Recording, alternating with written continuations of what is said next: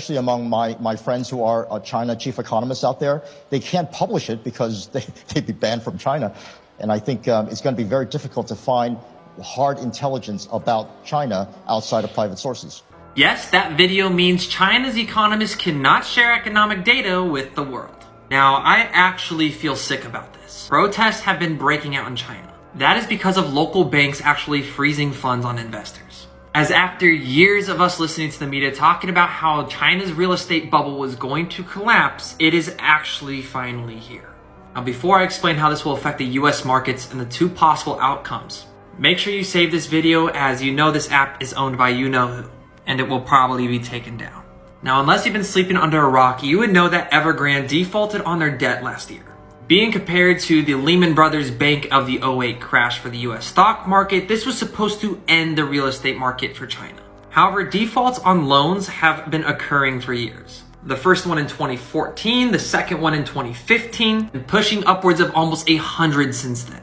However, Evergrande is the biggest domino to fall, and now it's just a matter of time. How do we know this just isn't the boy who cried wolf for the 100th time? It's because this all started with local government financial vehicles. This was a funding mechanism that was created by local governments in China that usually existed in the form of an investment company. That company would sell those bonds to the bond market. This capital was used to finance all of the real estate development over the last decade in China, and made up over 39% of the outstanding corporate bonds from China's domestic bond market.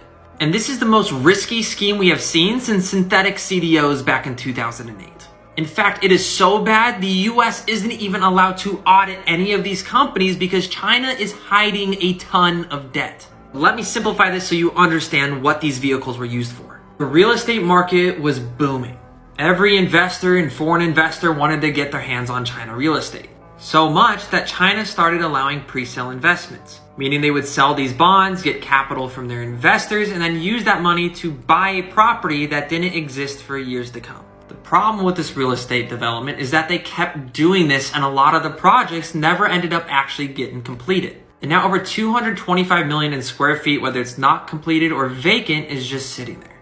Why? Because through COVID-19, all of these supply guts, all of these real estate companies have run out of capital and cannot continue to build, meaning no cash flow. And all these investors who have invested into high-risk bonds are now threatening to not pay their mortgage payments on a house that doesn't exist, which honestly sounds fair and is why everybody is protesting. But the problem with this is with no investors, especially domestic, wanting to invest into the real estate market. Means all these financial, corporate, construction, development companies are going to start defaulting on their loans. And the central bank isn't going to bail them out. Well, they just issued a plan for a $44 billion real estate fund. This was just trying to bring a little bit of retail confidence back into the space. President Xi is getting re-elected in October. With the failing economy and Nancy Pelosi just slapping him across the face while she visited Taiwan, he needed to bring back consumer confidence, as it has absolutely plummeted over the last 3 months, as well as their GDP growth and consumer and factory data. But here's where it gets worse.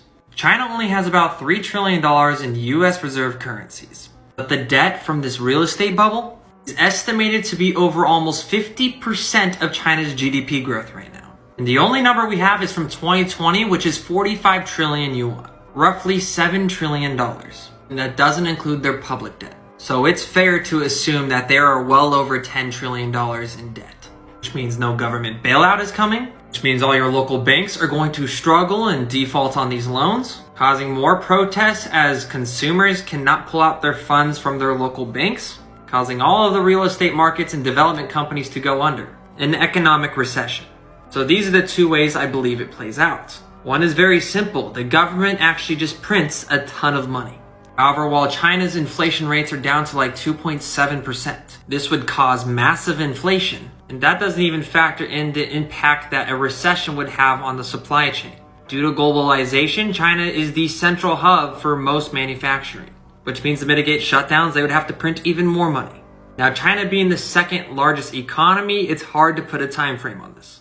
My guess is we could see something before the elections in October for President Xi, who will approach his third term. Or, and I want to be wrong on this one, if these dominoes were to continue to fall over the next few months or a year, the likelihood of an invasion to Taiwan could increase drastically. as it would be a massive excuse to all of the money printing they're going to have to do.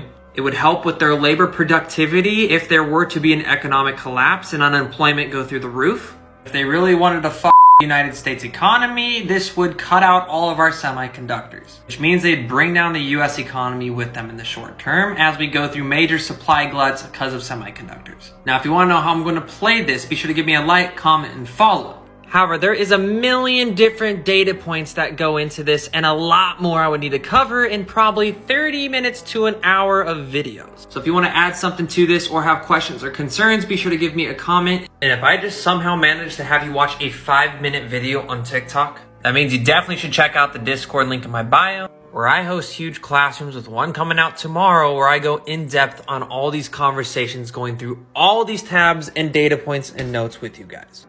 And even call out some amazing trades. Thanks for the support. I'll see you in the next video.